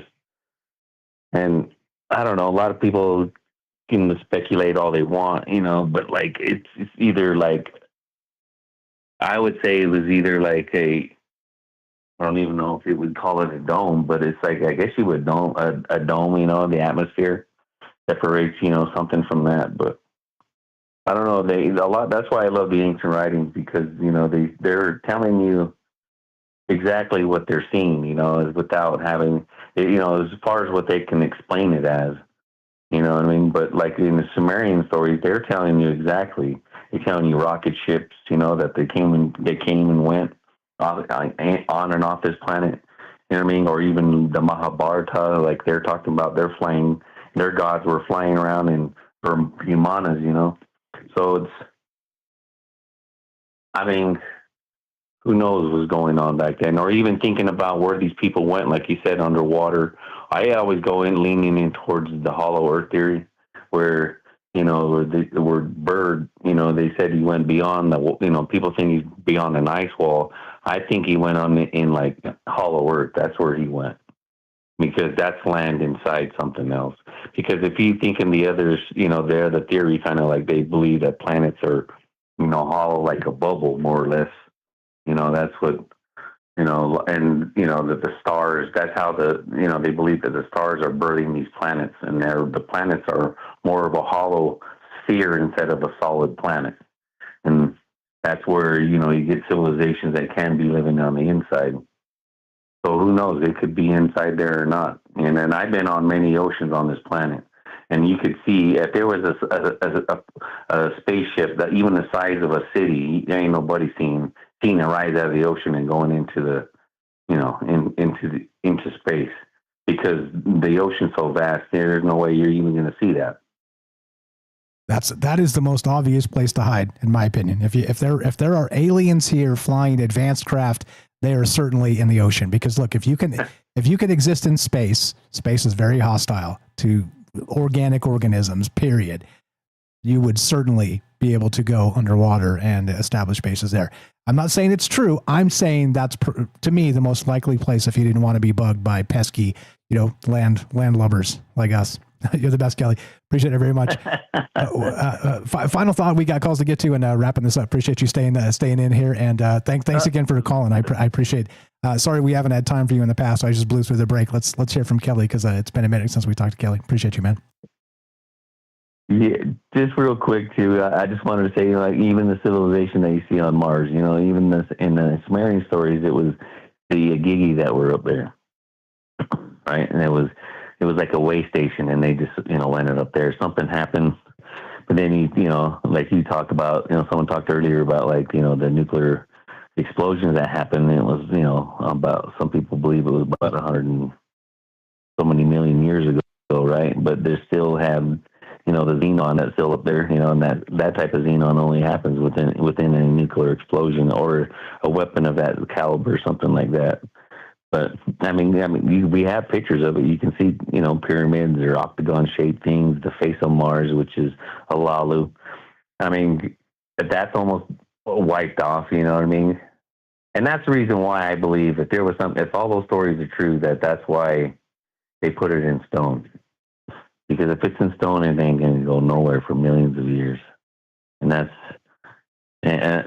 why I believe, like, even the pyramids, right, and it could be right in their faces. It's like, your thing you were talking about on the beginning of the show. But yeah, I mean, they're right there. I mean, there could be, they're used for power something off this planet. They're using the energy, because we all, the ether and everything else, but we just don't know yet. A good show, man. I hope everybody has a good night, and I can't wait for everybody else. You're the best. Appreciate it. Tell Michelle we said hi. Always a pleasure, and you have a great night. All right, man. You too. Have a good one. Thank you very much. Kelly in Colorado. You know him, you love him. Look, special in my heart, this guy. Not just him, all of you guys, but he was literally the first guy to call and then call back. All right. Shout out Joe. He's in Hawaii right now, the second guy. Like, we've made friends going back years on this show.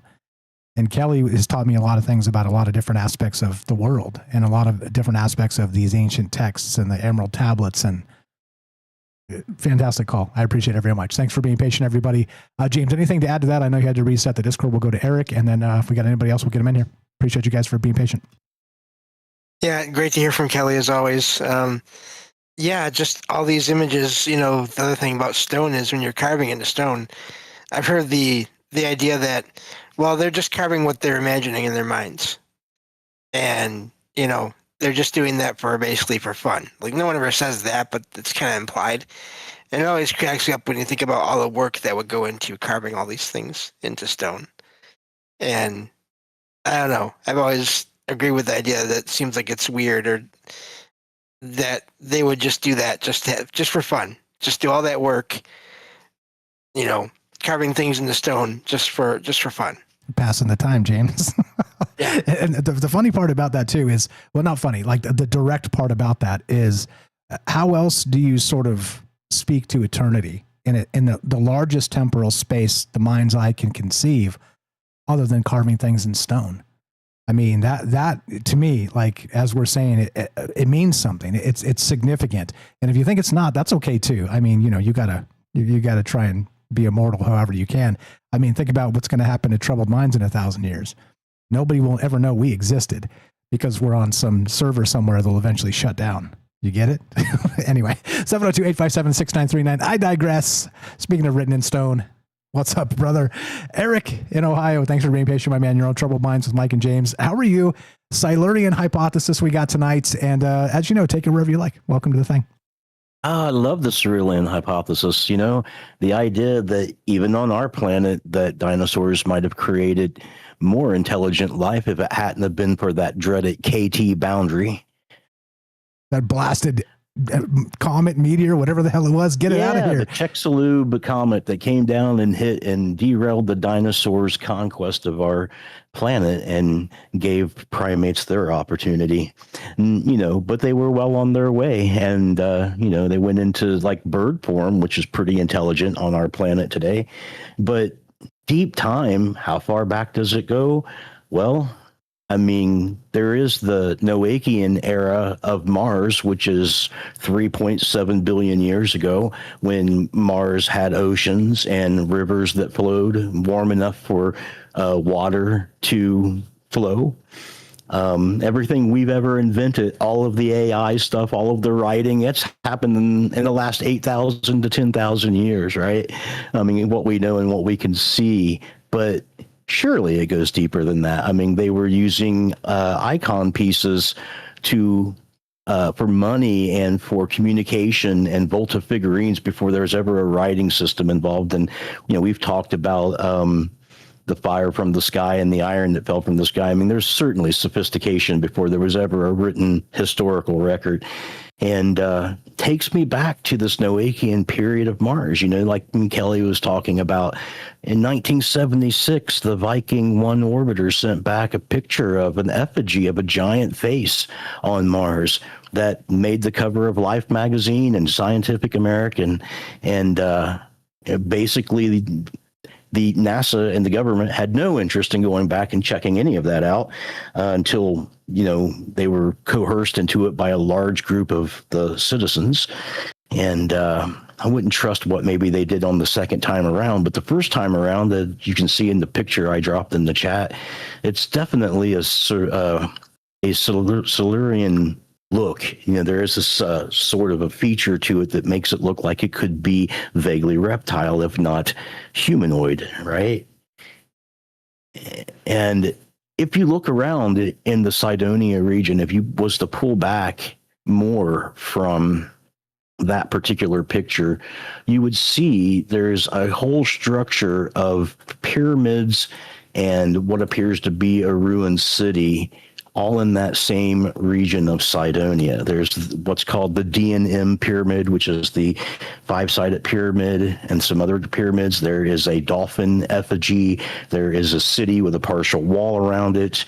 Very much, and the face itself looks no more or less degraded than the face on the Sphinx, which has popularly been said to have been something else at a previous time, right? So there is certainly indication on Mars that there was some sort of occupancy at some point, and certainly in the Noachian period, the planet was habitable for human life. I mean, the Drake equation spells out that there should be life everywhere in the universe. Well, if you don't believe that, that's fine, but certainly there's life in the solar system that we inhabit, as evidenced by our planet. And Mars is our nearest neighbor. In fact, it's so near, there have been several times that there have been asteroid impacts that's hit Mars and sent rocks from Mars to Earth. They're in 1815 in France, in 1865 in India, in 1911 in Egypt, and in 1962 in Nigeria was all times where there have been rocks that have blasted off of Mars and made their way the short distance to us and landed on our planet. So we're definitely neighbors. Yeah, definitely. Right? You're chilling at the stoplight and it just smashes into your car. I think there was a story like that recently, like in the last 15 years, where it actually happened. It's like what the hell is going on? Like the rock from Mars just hit my car and I'm just chilling at a stoplight. I mean, think about how the absurdity of that, the cosmic absurdity. It's definitely a joke, but I mean, this is real. This is real stuff. Yeah, for sure, man. And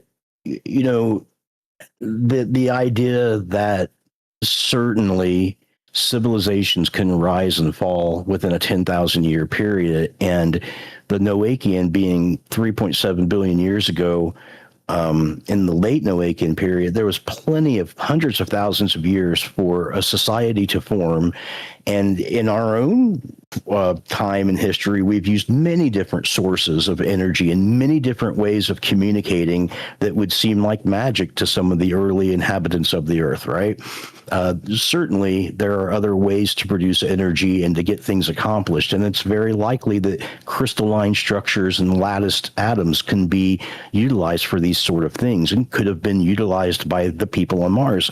And the thing that destroyed Mars was its precession, which is like, one of the things that Mars does from a sidereal perspective is it rotates towards the way that it's orbiting the sun. So its day is a bit longer than Earth's, even though the diameter of the planet is smaller.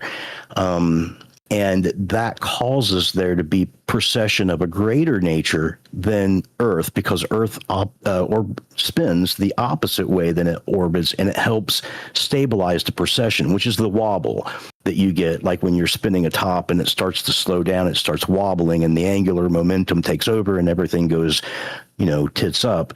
But that's what happened to Mars. Basically, the inner core started to slow down. And as the inner core started to slow down, the magnetic field began to weaken. As the magnetic field weakened, the solar wind from the sun ionized the atmosphere and the water. So an advanced civilization would have been aware of the impending doom of the planet that they lived on, and may have been able to escape it to another nearby planet, because back 3.7 billion years ago, Mars more like Earth.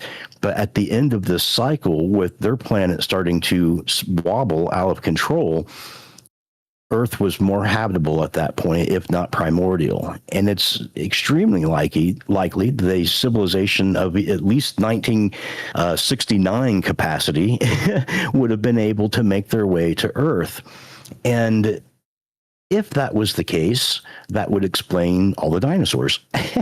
And also, right? I mean, wait, race, right? Wait, you said 1969, then you said dinosaurs. My mind just went, whoa, what? Well, no, I mean, like since 1969, we've been in the space age, right? Right before that, we landed on the moon in 1969. So we've had basically the scientific capacity to reach Mars in one way or the other pretty early on, and they could have had the same capacity if they had that kind of technology or slightly better. And I got you. Chemical rockets, 1969. Yeah, and if they were Silurian in nature, it would have made sense that the dominant life that would have perpetuated on the Earth at that time would have been Silurian in nature, which of course it was, and until the Chicxulub crater occurred, right? And then what I find that's highly interesting is, as I had said earlier, at least as far as the written record goes, being about 8,000 years old at best, we have found in the Ubaid period of Samaria in the Mesopotamian region these statues called Ubaid statues that are clay figures that are 7,000 years old, and they look like anthropomorphic lizard people. They have scales on their arms and their face, and their faces look like lizards. And they found that like dozens of these statues that date back 7,000 years, which is really, really close to the time of written history, but, within that era, right? So why are some of the oldest statues that we find and the oldest evidence that we find in our own history, in terms of written history, head back to this nature of the Silurian idea? And if you trace it back further, obviously there's more of that. So I just wanted to bring those things up to think about. There was a time when Mars could have supported this kind of life that had water flowing on it, and there was a problem with the planet that caused it to lose this seasonal things that it had and the warmth that it had, and any advanced society would have known this and could have potentially escaped, and they could have been a seed civilization, right? They could have seeded civilization like the Atlanteans, right? Like having a standard that was something draconic, where in every culture on our planet today, there's this idea of dragons, right? So they could have had a symbol that was something like that, something lizard looking, that they would have been able to start seed civilizations like Egypt and Carthage and the Mesoamerican area and things like this. And they all would have inherited this idea of the dragon and this idea of, like the Vedic traditions point out, of people coming in Mercury-powered Brahmanas. And like I pointed out with the China's tomb that I posted there, the lake that they were talking about earlier, made of mercury. Some of these things still echo down to us, and sometimes we are still finding ways to recapitulate them in a modern society. And of course, the followers of this show know the power of myth's impact upon the modern day technology. Begone, goblins. Exactly right. Be gone. Since then, I've been trying Codex, and it's over my head. I don't even know how to use it. Like, I haven't used OpenAI for so long now. I'm like, wait, show me the goblins, bro. And it's like, what are you talking about? I'm like, bro, show me the goblins. Anyway, a conversation for another time. Yeah, exactly. Hey, I came here for the goblins. I feel like I'm getting ripped off now. This is crazy. Yeah, I mean, look, that power of myth is incredible, and it does circle back. And like I said, that mind's eye and the intuition of that oral tradition that goes back even into, dare I suggest, epigenetic memory in some capacity. Like I said, I know that's not scientific. It's a very pseudoscience thing to say. But I do wonder if that oral tradition does come through and maybe puncture from one dying civilization to the next. And I mean, hasn't it been suggested that at some point, and this is science, this is modern science, suggested that we were 1,000 human beings from being extinct at some point, and then we came back from that, something like that. I mean, and that would be a perfect example of this, right? So could you really describe even the same, let's say, DNA species, the pre-version of whatever happened before that and the post-version after that? It's a massive bottleneck, but do those stories persist? And does that, let's say, mind's eye technology persist? I would say certainly in terms of myth and storytelling and folklore, but I mean, that is certainly deep time, isn't it?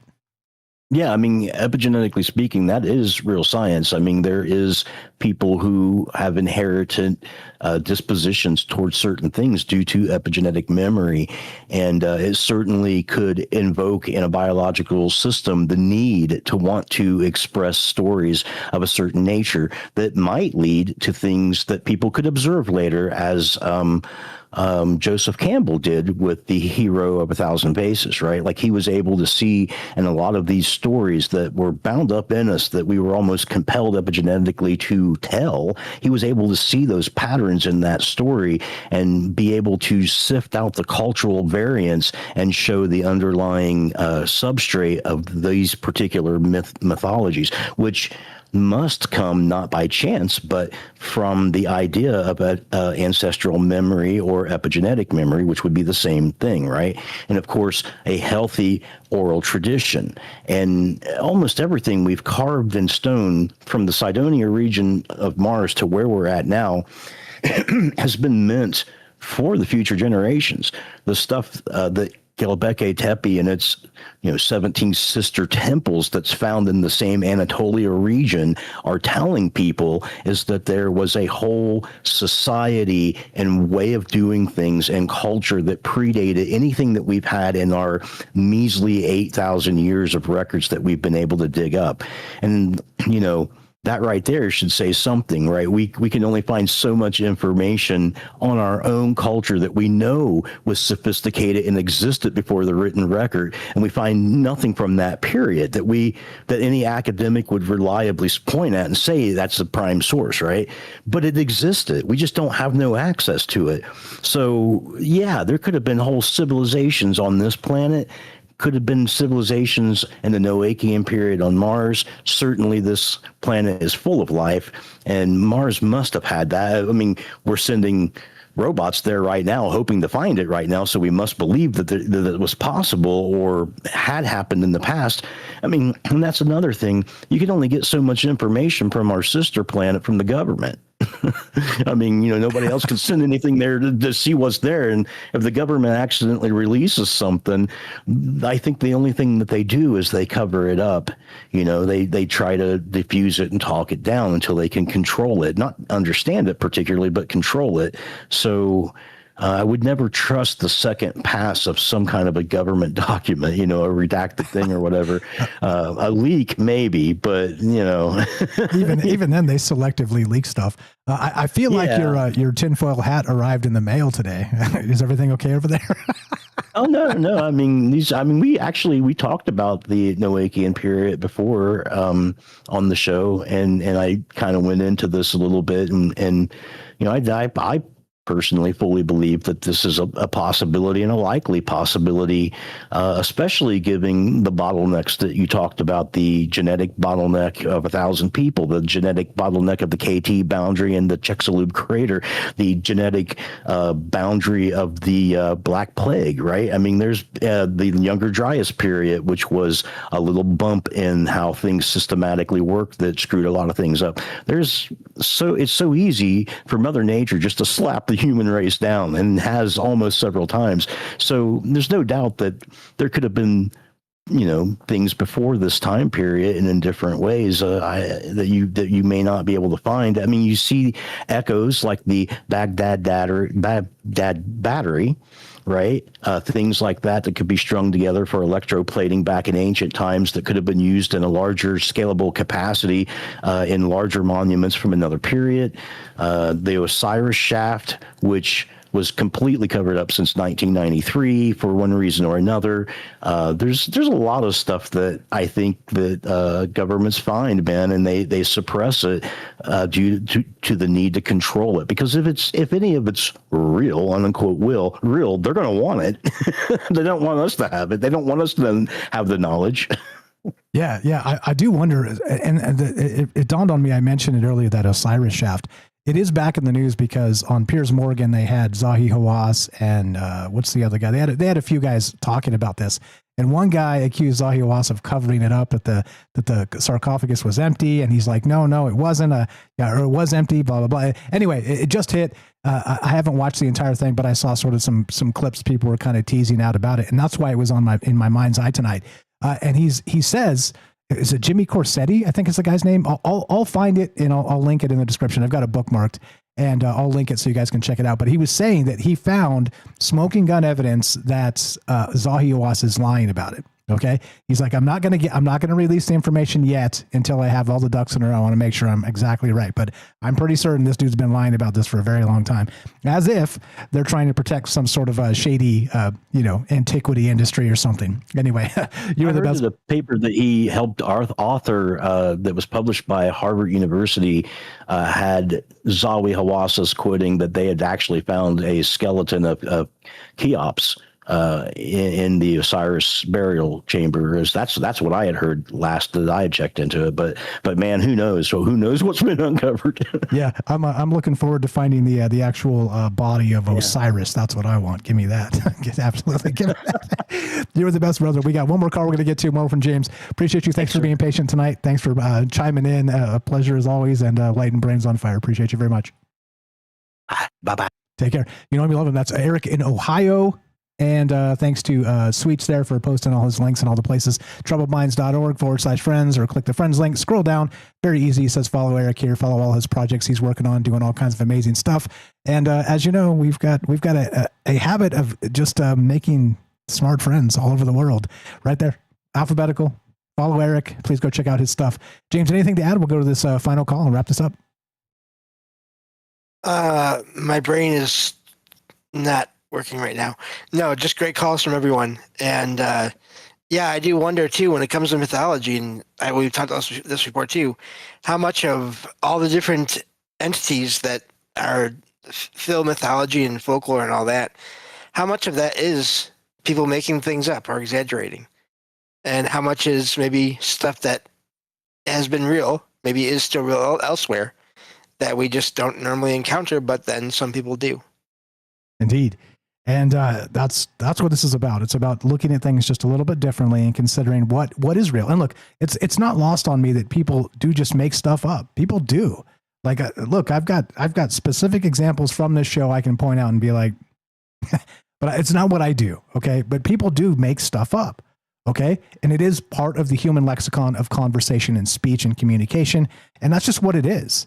However, again, for all the noise, there's signal there. And that signal is that oral tradition that goes back through those bottlenecks described very well by Eric into the primordial human space. One more thing before we take the call. Shout out to Night Stalker says, another race of aliens like the Avatar ones are the Nox from Stargate. Any of you guys have seen Stargate? It's spelled Nox, and they live alongside nature and literally have invisible cities and stuff. So who would know if they disappeared at all? Aha, he adds. 702-857-6939. Appreciate the input, guys. Thanks in the chat for being nice to each other. Let's go to whoever's on the phone line. Mystery caller, you're on line 1, west of the Rockies. What's going on? You're on Troubled Minds. Who are you, and what's on your mind? Testes 1, 2. You're on Troubled Minds. Are you there?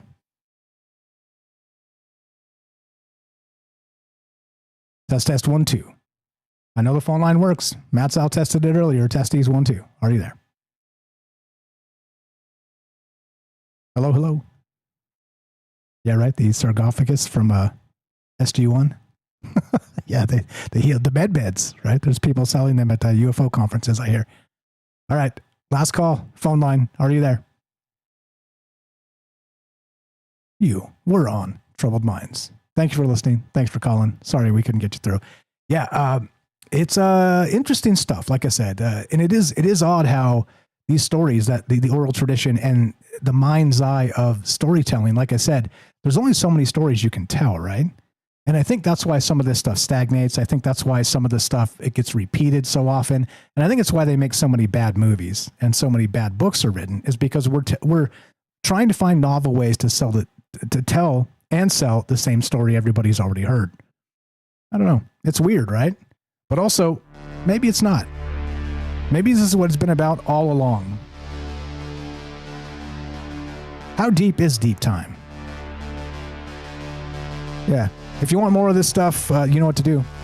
Check out all the links in the descriptions down below. There's a ton of stuff there. And don't forget to help our friends. I'll tell you that in a second. But go read up on the stuff. Go check out the Troubled Minds newsletter, which is blowing up, by the way. It seems like I can do nothing wrong on Substack. I just put something up and everybody loves it. So thank you for that. Thanks for commenting on those articles. Thank you for reposting them. Thanks for liking them and sharing them in different places. I see it all over. I appreciate you guys very much. It's up like 750% in 90 days, which is crazy. Like, those numbers are insane. So thank you for that. It's resonating somewhere. And I think that's the idea, right? If you can resonate somewhere in this world, there's a signal in the larger noise. And that's what this has always been about. If you want to help us, help our friends. troubledminds.org/friends. Scroll down, look, spend some time. Look, if you literally appreciate the time, all the time and energy that goes into this, not just from my part, from all the people that are patient on the phone lines, from the people in the chat that are always nice to each other, having productive conversations, that just want to hear something outside of the mainstream media, help our friends. Please do that. It is an in list, not an out list. Again, I am remiss if you are not on there, and you should be. All you have to do is help us one iota. Help Troubled Minds one little bit. Call in once in a while. Moderation in the chat. Shout out all the mods in the chat. Thank you for pinning all the stuff. Sweets, shout out Gordo over there. Everybody doing the good work. I appreciate you very much. Thank you for that. And all the YouTube and Discord mods, thank you so much. Like I said, I can't do this myself. I wish I had tentacles and, coming out of my back like Doc Ock or something, but I don't. So, hey. What? Damn it, James. Seriously? Hey. What? I mean, you want me to install them? I mean, why are you indignant? What's going on, James? Are you telling me you found technical technology and you're not sharing it with me? Maybe. Maybe. Anyway, help our friends. Go follow James, SalcedoParanormal.com. Speaking of James and our friends, you know what to do. He's a paranormal expert at Troubled Minds. Go buy his books. They're on Amazon. You could buy them tonight, get them tomorrow, search it. Salcedo Paranormal Experiences is his latest book. He's working on more. Please help our friends. I can't say it enough. And like I said, if you should be on that list, you should. Okay, that's it. If you're not, it's my fault. Okay, so just contact me. Hit me on Discord. Send me an email, troubledmindsradio@gmail.com, or of course just ping me right here in the chat and say, hey, Mike, add me to the thing. See, Fred's on there. It says, contact me, Fred, because I didn't put Fred up again. He sent me his YouTube channel. I didn't put him back up, so that's completely my fault. But if you should be on this list, you should be on this list. It's an in list, not an out list. troubledminds.org/friends. If it says see me on there and you go check your link, contact me. It just because I need to update your link. It got lost when I moved the server over. Anyway, that's it, okay? If you want to help us directly, spread the word. Let people know a conversation's happening, but we're not going to tell you who to vote for. We're not going to chase down mainstream media narratives. We're not going to talk about politics. We're just not going to do that crap, because guess why? Everybody else does. It's okay to be different. It's okay to be yourself, and it's okay to wonder about the mysteries of the cosmos. That's that. As we finish, it goes exactly like this. Be sure, be strong, be true. Thank you for listening. From our troubled minds to yours, have a great night.